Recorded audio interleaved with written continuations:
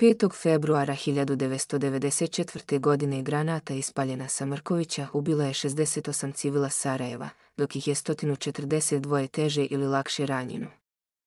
Prvi od dva masakra na pijaci Markale u centru Sarajeva dogodio se 5. februara 1994. godine kada je sa područja Mrkovića od strane Vojske Republike Srpske ispaljena minobacačka granata kalibra 120 mm, pala je na prepunu pijacu.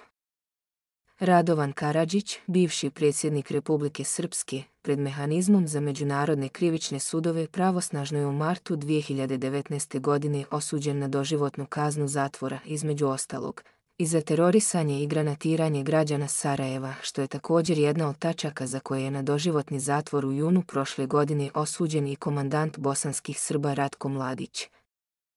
Osuđen je i komandant Sarajevsko-romanijskog korpusa Stanislav Galić.